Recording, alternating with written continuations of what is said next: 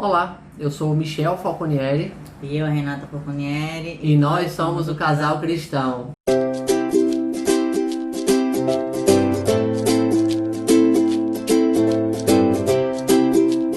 Bom, hoje nós vamos dar início à lição de número 14, tá?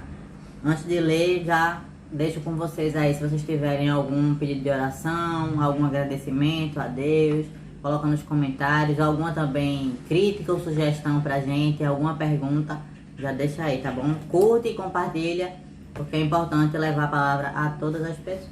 Exatamente, replica muito esses vídeos para que ele alcance o maior número de pessoas, todos juntos conectados a Deus. Amém. Amém? A lição 14, o nome é o seguinte: Central da Felicidade. O texto é o seguinte: algumas pessoas lutam muito para ter uma casa e quando conseguem ter um lugar só seu, sentem uma grande satisfação. A casa é o lugar onde a família partilha os melhores momentos da vida. Você sabia que Deus também tem uma casa aqui na Terra? A casa de Deus aqui na Terra é o lugar onde a família cristã cresce no relacionamento com Deus e com os semelhantes. A igreja é o lugar onde as pessoas buscam conhecimento do plano de Deus para as suas vidas. A igreja é a casa de Deus aqui na Terra. A Bíblia nos conta sobre a origem da igreja e nos ajuda a identificarmos qual a verdadeira igreja. Aí abaixo tem o textinho de Ellen White, que é Mensagens aos Jovens, lá na página 265. A casa de Deus na Terra é a porta do céu. Deus é altíssimo e santo, e para a humilde alma crente, sua casa na terra, o lugar em que seu povo se reúne para adorá-lo, é a porta do céu. O cântico de louvor, as palavras proferidas pelos ministros de Cristo, são instrumentos designados por Deus para preparar um povo para a igreja lá de cima. Para aqueles mais elevado culto de adoração, em que nada do que é impuro ou não santificado poderá ter parte. Então, nós vamos ver hoje a questão da igreja verdadeira, né? A igreja que se atém à palavra de Deus. Então, vamos orar para dar início às perguntas. Senhor, meu Deus, te agradecemos por mais esse momento, pela tua graça, pela misericórdia, pelo teu amor, que o Senhor possa nos direcionar, nos guiar, que o Senhor olhe por cada pessoa que assiste, que o Senhor olhe por cada pedido que os nossos irmãos têm no coração. Amém. Que o Senhor possa nos abençoar e abençoar cada um que assiste. Nos conduz nesse estudo e que ele possa alcançar muitas pessoas da tua palavra. Em nome de Jesus. Amém. Olá, queridos irmãos, a graça e a paz de nosso Senhor Jesus Cristo. Vamos começando aqui com a primeira pergunta que diz o seguinte: quem é o fundamento da igreja cristã? A resposta está em Efésios, capítulo 2, verso 20.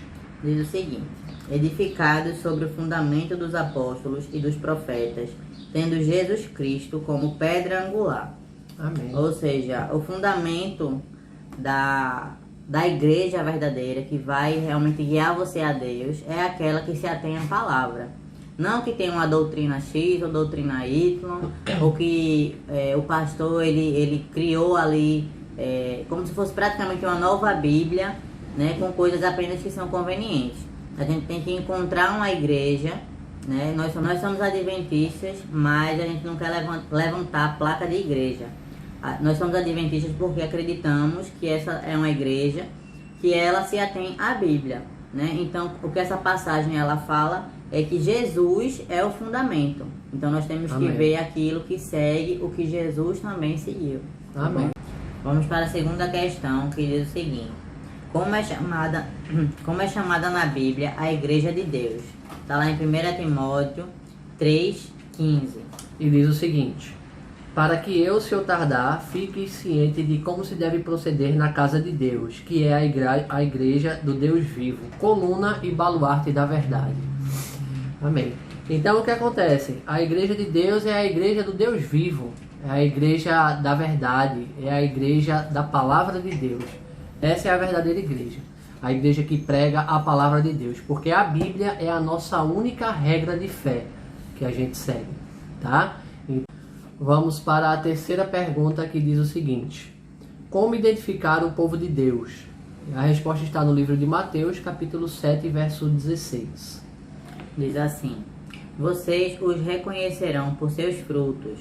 Pode alguém colher uvas de um espinheiro ou figos da erva daninha, né? Então, assim, essa passagem ela é bem específica em relação aos frutos do que o cristão verdadeiro ele produz, né? Que tipo de frutos? Ser amoroso, ser bondoso, ser paciente.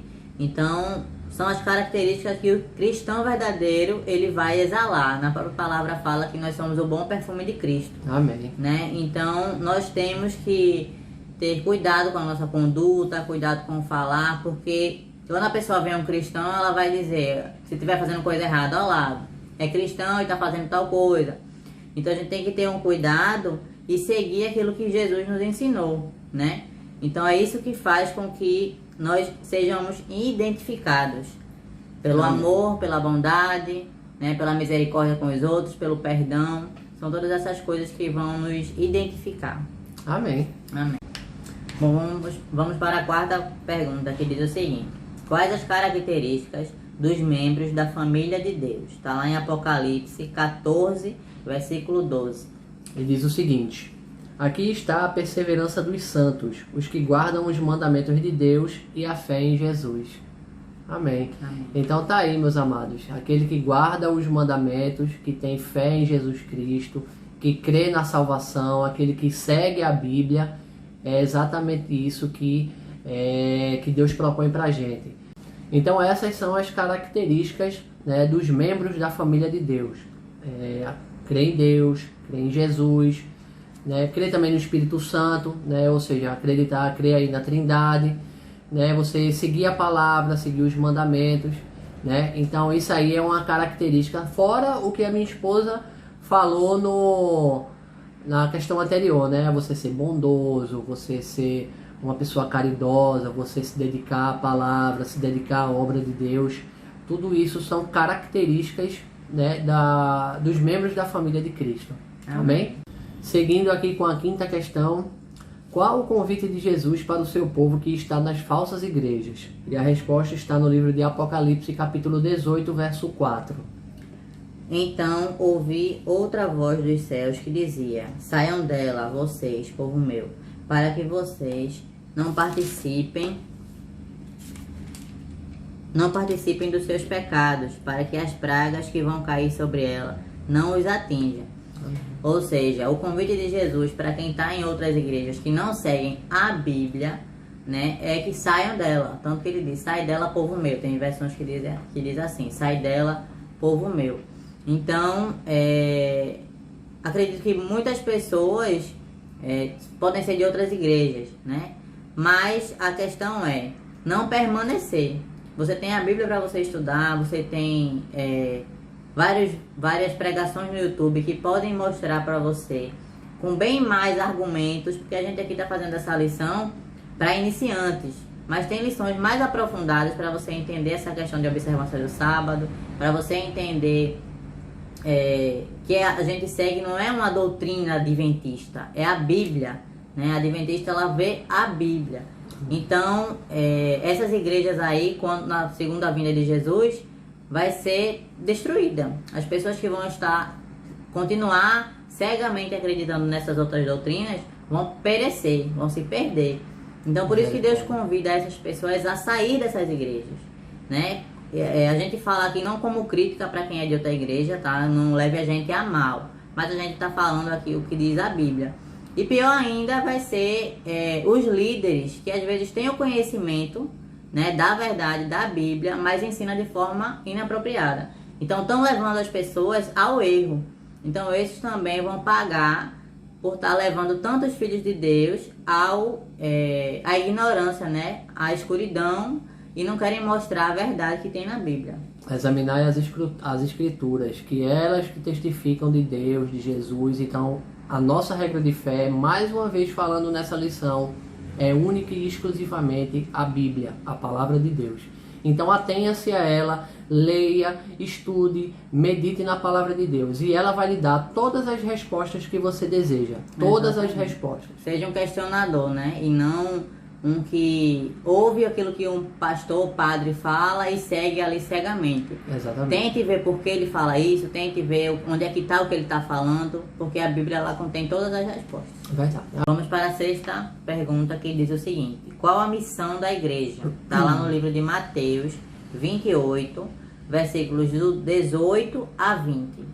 E dizem o seguinte: Jesus, aproximando-lhe, falou-lhes, dizendo: toda a autoridade me foi dada no céu e na terra. Ide, portanto, fazei discípulos de todas as nações, batizando-os em nome do Pai, e do Filho, e do Espírito Santo, ensinando-os a guardar todas as coisas que vos tenho ordenado. E eis que estou convosco todos os dias até a consumação do século. Amém. Amém. Então, irmãos, quem não acompanhou aí desde o nosso primeiro vídeo que a gente colocou aqui no canal, que foi Por que nós damos estudo bíblico, vai estar aqui no card do lado de cá ou do lado de cá, e tem exatamente essa passagem. Isso aqui é uma ordem direta de Jesus, dizendo para que a gente pregue, para que a gente testemunhe, que a gente faça discípulos, que a gente batize. E daquele momento em diante, né, o próprio Jesus disse: e estarei com vocês até a consumação do século. Que promessa, amados, que promessa. Jesus estará do nosso lado todos os dias, nos dias bons, nos dias maus. Jesus estará com a gente. Todas as dificuldades que a gente enfrentar para pregar a palavra, para testemunhar, para falar do amor dele, para tentar converter as pessoas, todas as dificuldades e também as fáceis que virão, tudo, Jesus estará ao nosso lado, né? E essa é a promessa que eu também quero dar a você, meu amado irmão, que está aí do outro lado, assistindo aqui aos nossos vídeos, tá? Você que não é membro batizado da nossa igreja, você que não tem denominação nenhuma, você que pegou esse vídeo por acaso e está vendo aqui na lição número 14, né? Deus também está com você, meu irmão. Deus está com você e Ele vai ficar até o fim. Então não rejeite. Né? Deixa ele ficar do seu lado, deixa ele simplificar a sua vida, porque ele simplifica a vida. A gente dificulta tanto as coisas para nós mesmos e Deus veio para simplificar a nossa vida. Então, ficar com Jesus, deixa Jesus simplificar a tua vida. É isso que eu digo, irmão. Então, se você... E aí, irmãos, agora vamos para a sétima e última questão, que diz o seguinte: o exemplo de quem a igreja deve seguir? A resposta está em João, capítulo 13, verso 15. Eu dei o exemplo para que vocês façam como lhes fiz. Amém. Ou seja, seguir o exemplo de Jesus, né? A igreja deve olhar para o comportamento de Jesus, para como ele era amável com as pessoas. Nessa era de internet, as pessoas têm muito dedo para apontar, para criticar, para julgar. E não esqueçam que com a mesma medida que vocês julgam, serão julgados. Exatamente. Com a mesma medida que vocês criticam, também serão avaliados. Exatamente. Então, devemos seguir o que Jesus faria. O nosso maior exemplo de fé, de amor, de bondade, né, de perseverança, de resistência à tentação, é Jesus. Tá bom? É isso aí, irmãos. Então, Jesus, ele veio cheio de glória e majestade. E, no entanto, ele não quis se declarar como Deus, usar os poderes como bem quis. Ele veio para pregar o evangelho, para curar muitas pessoas, não só de males físicos, mas também de males espirituais, como ele perdoou várias pessoas. E ele veio morrer por mim, por ela e por você que está assistindo agora. Né? Então, o exemplo maior de humildade e de amor na face da terra, nem no universo inteiro existe que não seja Jesus. Ele é o verdadeiro exemplo que nós devemos seguir.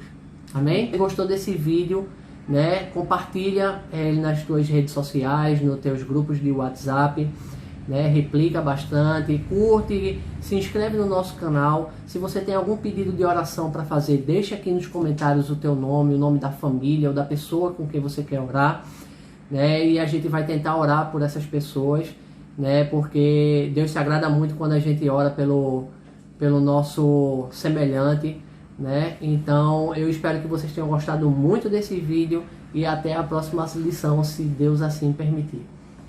Fiquem todos com Deus.